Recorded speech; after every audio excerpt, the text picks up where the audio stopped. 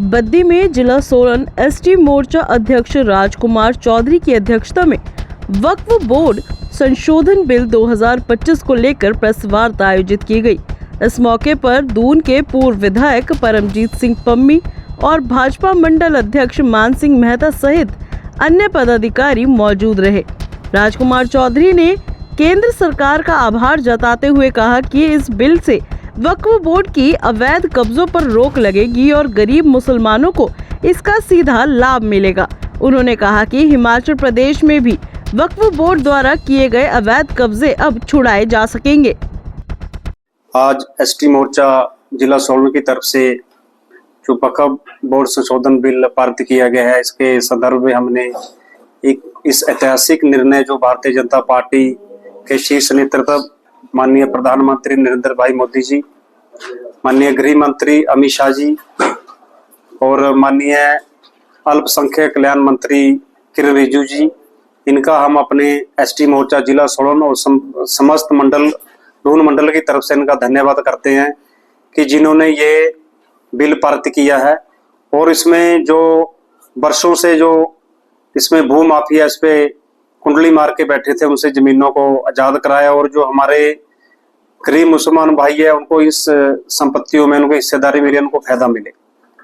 अभी जो ये कानून बनाया उसमें तो पहले तो इसमें पारदर्शिता लाई जाएगी, कहाँ कहाँ ये प्रॉपर्टी है, उसके बाद कानून के तहत संपत्तियों को छुड़ाया जाएगा।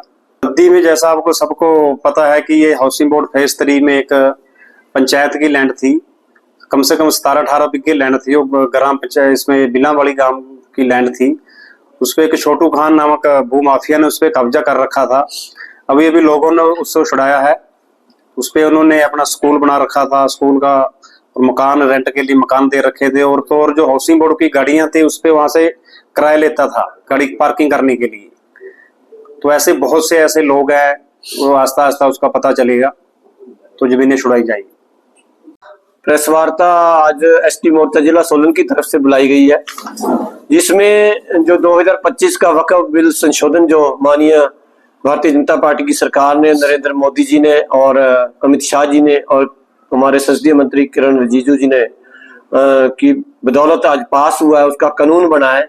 उसके लिए हम बधाई देने के लिए इस प्रेस कॉन्फ्रेंस का आयोजन किया गया है, क्योंकि जो वक्फ संशोधन बिल था वो उसमें बहुत बड़े धांधलियां थी और वक्फ बोर्ड के जो बड़े लोग थे उन्होंने बहुत जमीनों पे कब्जा कर रखा था। वो उस संपत्ति को मिसयूज करते थे, उस संपत्ति का करोड़ों रुपए में वो किराया लेते थे। जो मुसलमान गरीब भाई है उसको इसका बहुत बड़ा नुकसान हो रहा था। अब नरेंद्र मोदी जी की सरकार ने वक्फ बिल बोर्ड में संशोधन करके 2025 का संशोधन करके जो नया कानून बनाया है, जो हमारे पिछड़े भाई मुसलमान है, जो कमजोर वर्ग है, उनको बराबर का हक दिलाने की कोशिश की गई है। इसके लिए हम नरेंद्र मोदी जी का, भाई अमित शाह जी का, जयप्रकाश नड्डा जी का और किरण रिजिजू जी का, भारतीय जनता पार्टी के शीर्ष नेतृत्व का दून मंडल की तरफ से, भारतीय जनता पार्टी की तरफ से बहुत बहुत धन्यवाद, बहुत बहुत अभिनंदन कि उन्होंने एक ऐसा कानून जो संशोधन किया वक्फ बोर्ड में, जिससे गरीब भाइयों का, गरीब तबके के मुसलमानों का उनका हक मिलेगा। उनके जो अपना हक लेने के लिए उन्होंने इसमें संशोधन जो सरकार ने किया, उनके हक दिलवाने के लिए, उसके लिए हम शीर्ष नेतृत्व का बहुत बहुत धन्यवाद करते हैं। आज की जो प्रेस वार्ता है ये हमारे भाजपा एसटी मोर्चा की तरफ से की जा रही है, जिसमें हमारे जिला अध्यक्ष भाई राजकुमार जी और हमारे दून के पूर्व विधायक भाई परमजीत पम्मी जी है। तो सबसे पहले तो हमने दून मंडल की तरफ से केंद्र सरकार को, आदरणीय मोदी जी को, नड्डा जी को, अमित शाह जी को और किरण रिजिजू जी को हार्दिक शुभकामनाएं, धन्यवाद कि उन्होंने ये जो संशोधन जो है वो लोकसभा और राज्यसभा में पास करवाया। सर ऐसे है, जब कोई अच्छा कार्य होता है तो कुछ लोग जो है उसको उल्टे नजरिए से देखते हैं।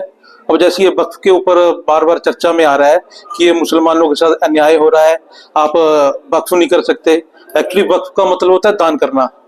तो इस कानून में, संशोधन में, पहले तो ये वक्फ बोर्ड जो है वो रद्द नहीं किया गया है, इसमें संशोधन किया गया है।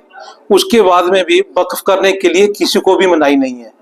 आप वक्फ कर सकते हैं, आप अपनी भूमि का दान कर सकते हैं, मगर ये जो संशोधन केवल इसलिए किया गया है कि एक आम आदमी धार्मिक भावनाओं से परिपूर्ण होकर अपनी पारिवारिक संपत्ति का दान जो है वो खुदा के रास्ते पे, भगवान के रास्ते पे करता है, मगर उसकी दान की गई संपदा को कुछ धर्म के ठेकेदार जो अपने पर्सनल यूज के लिए इस्तेमाल करते हैं, ना तो उस व्यक्ति को उसका दान किए का पुण्य प्राप्त होता है और वह अपनी संपत्ति से भी हाथ खो बैठता है।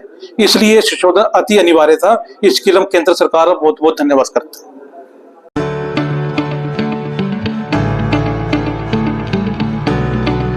क्या आपने सुना है रेंडवो इंस्टीट्यूट अब बद्दी में भी? हाँ, अब नीट और जी की शानदार कोचिंग के साथ साथ क्लास 9 से 12 तक के मेडिकल और नॉन मेडिकल स्टूडेंट्स के लिए बेहतरीन गाइडेंस अब बद्दी में ही।